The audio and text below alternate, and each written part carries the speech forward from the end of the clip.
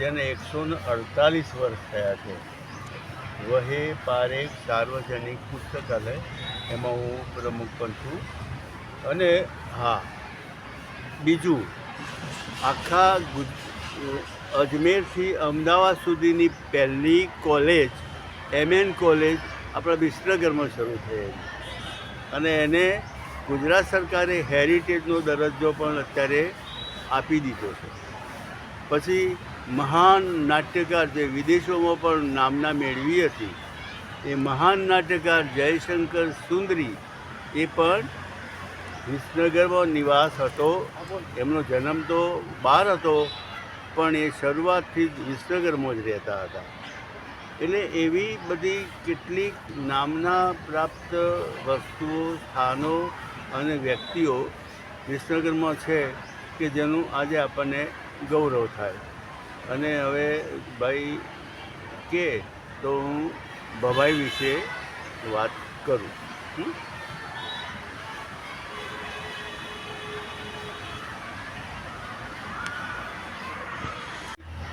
જેને 148 વર્ષ થયા છે. વહે પારેખ સાર્વજનિક પુસ્તકાલય, એમાં હું પ્રમુખ પણ છું. અને હા, બીજું, આખા અજમેરથી અમદાવાદ સુધીની પહેલી કોલેજ, MN કોલેજ આપણા વિસનગરમાં શરૂ થયેલી, અને એને ગુજરાત સરકારે હેરિટેજનો દરજ્જો પણ અત્યારે આપી દીધો છે. પછી મહાન નાટ્યકાર જે વિદેશોમાં પણ નામના મેળવી હતી, એ મહાન નાટ્યકાર જયશંકર સુંદરી, એ પણ વિસનગરમાં નિવાસ હતો. એમનો જન્મ તો બહાર હતો, પણ એ શરૂઆતથી જ વિસનગરમાં જ રહેતા હતા. એટલે એવી બધી કેટલીક નામના પ્રાપ્ત વસ્તુઓ, સ્થાનો અને વ્યક્તિઓ વિસનગરમાં છે કે જેનું આજે આપણને ગૌરવ થાય. અને હવે ભાઈ કે તો હું ભવાઈ વિશે વાત કરું.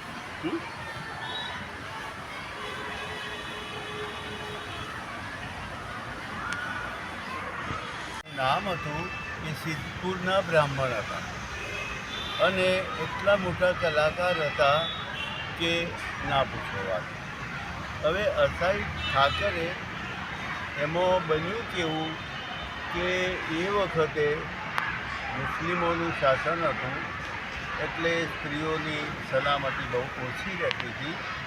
તો ઊંઝાના હેમાળા પટેલની દીકરી ગીતાને મુસલમાનો ઉપાડી અને દિલ્હી લઈ ગયા, ઔરંગઝેબના દરબાર. હવે હેમાળા પટેલને એવું લાગ્યું કે આ મહારાજ જે છે આપણા સિદ્ધપુરના અસાઈ ઠાકર, એમને એ બહુ સારા મોટા કલાકાર છે, ગાય છે, નાચે છે, એટલે ઔરંગઝેબ સાથે એનો સંબંધ છે. એટલે એ આવ્યા સિદ્ધપુર, વાત કરી. એટલે આ તો આપણા મહાપુરુષ હતા. દીકરીને છોડાવવા માટે એમણે તરત જ નિર્ણય કર્યો કે ચાલો આપણે બધા દિલ્હી જઈએ. બધા પહોંચ્યા દિલ્હી, અને ત્યાં જઈને અસાઈ ઠાકરે, ઔરંગઝેબ તો ખુશ થઈ ગયો, સંગીત નૃત્ય પણ શરૂ કર્યું, બતાવ્યું. પણ એમણે કહ્યું કેમ આવ્યા છો? એટલે અસાઈ ઠાકરે એવું કીધું કે મારી દીકરી ગીતાને તમારા માણસો ઉપાડી લાવ્યા. એટલે પેલાએ ઔરંગઝેબે કહી દીધું, ઓહો, ચાલો લઈ જાઓ. પેલા પોલીસવાળાઓને કીધું લાવો, ક્યાં છે, અને આપી દો, એટલે લઈને જાય. પણ આ તો આપણી કેટલીક નબળાઈઓ જે છે, માનસિક નબળાઈઓ, ત્યાં પણ છતી થઈ, અને સાથે ગયેલા કેટલાક લોકોએ કાન ફૂંકવાનું શરૂ કર્યું કે આ તો અમારા પટેલની દીકરી છે, અસાઈ ઠાકરની દીકરી નથી. અને એક પોલીસવાળો સાંભળી ગયો, એટલે એમણે ઔરંગઝેબને વાત કરી કે આ તો જુઠ્ઠું બોલે છે, એમની દીકરી નથી. અને પછી ત્યાં નંબર 2 શું થયું કે એ જમાનામાં ભોજનની વર્ણ વ્યવસ્થા પ્રમાણે અલગ સ્થિતિ હતી. અલગ અલગ વર્ણોના લોકો એકસાથે ભોજન કરી શકતા નહોતા, અને એમાં બ્રાહ્મણો તો કોઈનું અડેલું પણ નહોતા ખાતા. એટલે ઔરંગઝેબે એક નવો નિયમ આપી દીધો કે સારું, તમારી જો દીકરી છે તો હું ભોજનનો થાળ અહીં દરબારમાં મંગાવું છું અને તમે એની સાથે એક જ થાળીમાં ભોજન લો અને હું તમને તમારી દીકરી આપી દઉં. અને કેટલી મહાન વ્યક્તિ જુઓ, એ જમાનામાં પણ એમણે આ દીકરીને મુક્તિ અપાવવા માટે, દુશ્મનોના હાથથી બચાવવા માટે એક સાથે એની સાથે થાળીમાં જમ્યા અને જમાણા પટેલની દીકરી થઈ અને મેળવ્યા. સિદ્ધપુરના બ્રાહ્મણો ભેગા થયા અને નક્કી કર્યું કે આ તો વટલી ગયા. એટલે હવે આપણે એમની સાથેનો કોઈ સંબંધ રખાય નહીં. ગામમાંથી પણ કાઢી મૂકો, તળાવ પાણીમાં પણ એમને અડવા નહીં દેવાના. એટલે બિચારા હેમાળા પટેલ, બિચારા આપણા અસાઈદ ઠાકર, એમનું એક ખેતર હતું સિદ્ધપુરની સરહદ ઉપર, ત્યાં જતા રહ્યા, ત્યાં મકાન બનાવ્યું, ત્યાં રહેવા માંડ્યા. વર્ષો થયા એટલે પછી એમના 2 પુત્રો હતા. એ 2 પુત્રોના પછી બીજા જોડે 2 ઘર કર્યો, એટલે જોડે 3 ઘર થયો છે સિદ્ધપુરની બહાર. એટલે આવતા જતા લોકો પૂછે કે ગામની બહાર કેમ આ કોણ છે, કોણ રહે છે? એટલે કોણ છે? 3 ઘરવાળા. અને આ 3 ઘરવાળા એમાંથી 3 ઘરવાળા અને એમાંથી થયું તરગાળા. આ ઉત્પત્તિ એમાંથી થઈ અને પછી એટલું દુઃખ થયું અસાઈદ ઠાકરને કે આ આપણી સંસ્કૃતિ, જેના માટે મેં આટલું સારું કર્યું તો મારા ઉપર આટલો ત્રાસ ગુજાર્યો પબ્લિકે, આપણી જાતિના લોકોએ, હિન્દુઓએ. એટલે એમણે મગજમાં પછી આ આખી આપણી જે ખોટી પરંપરાઓ હતી એના ઉપર એક વેશ ભવઈના રૂપે લખ્યો અને આવા 360 વેશ એમણે ભવઈના લખ્યા. અને પછી એનું પછી એ ભવઈની એટલી બધી લોકપ્રિયતા થઈ કે ગુજરાતનું લોકનાટ્ય બની ગયું. પણ દુઃખદ હકીકત એ છે કે 360માંથી અત્યારે ફક્ત 60 વેશ એક પુસ્તકમાં છપાયા છે. એટલું મળી શકે છે, બાકીનો નાશ પામી. ધન્યવાદ. જય જય ગરવી ગુજરાત. એટલું ધન્ય થઈ ગયો છું કે મારી જિંદગીમાં આ જે મા સરસ્વતીની કૃપાએ આ મને જ્ઞાનનો બંધન રાખ્યો હતો, એ પહેલી જ વખત હું આ પટારો ખોલી શકું. મેં 30 નાટકોમાં હિરોઈન અને હીરો અને દિગ્દર્શકનું કામ કરેલું છે. હું જ્યારે નાનો હતો ત્યારે શરૂઆતમાં છોકરીની ભૂમિકા કરતો હતો અને પહેલું જ મારું જે નાટક હતું શાંતિ કે ક્રાંતિ, એમ કરીને પછી સરસ મજાનું નાટક આવ્યું સિદ્ધાંત ને ખાતર, અને એમાં પણ મારી છોકરીની ભૂમિકા હતી. પછી હું મોટો થયો તેમ તેમ જેટલો એ આખો યુગ એવો હતો કે સિનેમાની તો શરૂઆત થોડી હતી, પણ ગામડાઓમાં જે કોલેજમાં અને સ્કૂલોમાં જે વિદ્યાર્થીઓ ભણતા હતા ને, એ લોકો પોતાના ગામની પ્રજા માટે નાટકો તૈયાર કરી અને ભજવતા. અને આપણે ત્યાં પણ પછી તો જુદી જુદી નાટ્ય કંપનીઓ બની હતી. અને પછી તો આપણે નાટકની એક કંપની હતી જેને આપણે રામલીલા પણ કહેતા હતા. અને એ ભજવાતી અને એટલી સુંદર રીતે એમાંથી આપણને જીવનની એટલી માહિતી મળતી.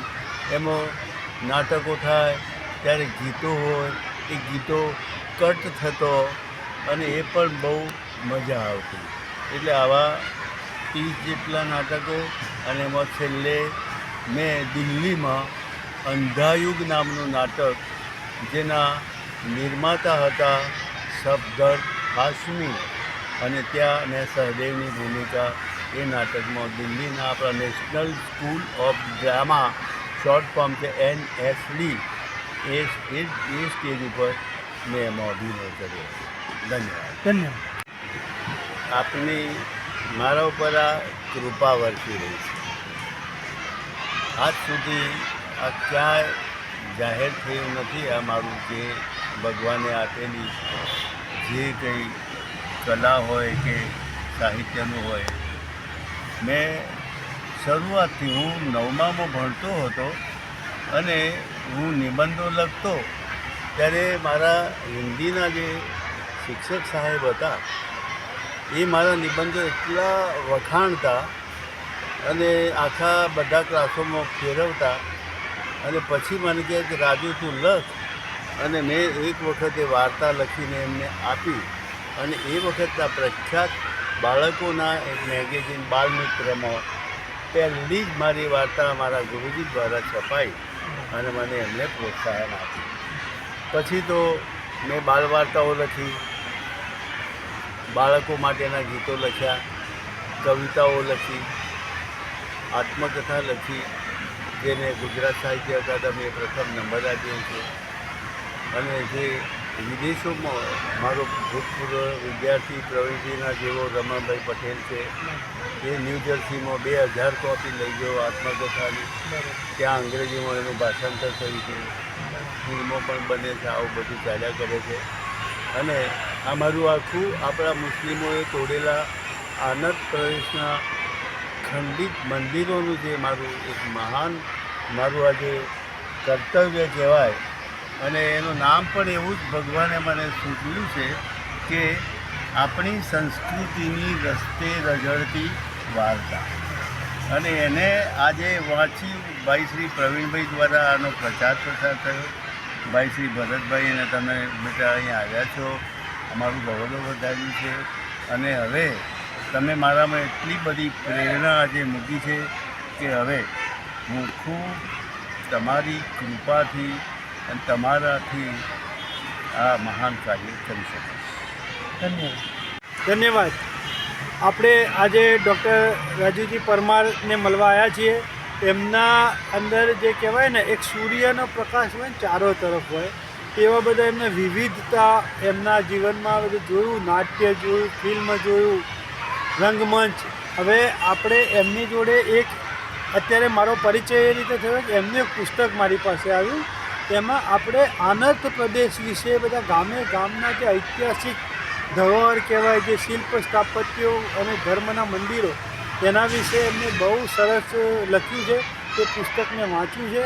પણ મને જાણવામાં આવ્યું છે કે સાહેબે બીજા પણ ઘણા પુસ્તકો લખ્યા છે, લગભગ 14 જેવા તો મને ખબર છે. એટલે એના વિશે સાહેબ શું કહેવા માંગે? આપની મારા ઉપર આ કૃપા વરસી રહી છે. આજ સુધી આ ક્યાંય જાહેર થયું નથી. આ મારું જે ભગવાને આપેલી જે કંઈ કલા હોય કે સાહિત્યનું હોય, મેં શરૂઆતથી હું 9મામાં ભણતો હતો અને હું નિબંધો લખતો ત્યારે મારા હિન્દીના જે શિક્ષક સાહેબ હતા એ મારા નિબંધો એટલા વખાણતા અને આખા બધા ક્લાસોમાં ફેરવતા અને પછી મને કહે કે રાજુ તું લખ. અને મેં એક વખતે વાર્તા લખીને એમને આપી અને એ વખતના પ્રખ્યાત બાળકોના એક મેગેઝિન બાલમિત્રમાં પહેલી જ મારી વાર્તા મારા ગુરુજી દ્વારા છપાઈ અને મને એમને પ્રોત્સાહન આપ્યું. પછી તો મેં બાળ વાર્તાઓ લખી, બાળકો માટેના ગીતો લખ્યા, કવિતાઓ લખી, આત્મકથા લખી, જેને ગુજરાત સાહિત્ય અકાદમીએ પ્રથમ નંબર આપ્યો છે. અને જે વિદેશોમાં મારો ભૂતપૂર્વ વિદ્યાર્થી પ્રવીણજીના જેવો રમણભાઈ પટેલ છે, એ ન્યૂ જર્સીમાં 2000 કોપી લઈ ગયો આત્મકથાની. ત્યાં અંગ્રેજીમાં એનું ભાષાંતર થયું છે, ફિલ્મો પણ બને છે, આવું બધું ચાલ્યા કરે છે. અને આ મારું આખું આપણા મુસ્લિમોએ તોડેલા આનંદ પ્રદેશના ખંડિત મંદિરોનું જે મારું એક મહાન મારું આજે કર્તવ્ય કહેવાય. અને એનું નામ પણ એવું જ ભગવાને મને સૂચવ્યું છે કે આપણી સંસ્કૃતિની રસ્તે રઝળતી વાર્તા. અને એને આજે વાંચી ભાઈ શ્રી પ્રવીણભાઈ દ્વારા આનો પ્રચાર પ્રસાર થયો. ભાઈ શ્રી ભરતભાઈ અને તમે બેટા અહીંયા આવ્યા છો, અમારું ગૌરવ વધાર્યું છે. અને હવે તમે મારામાં એટલી બધી પ્રેરણા આજે મૂકી છે કે હવે હું ખૂબ તમારી કૃપાથી અને તમારાથી આ મહાન કાર્ય કરી શકીશ. ધન્યવાદ.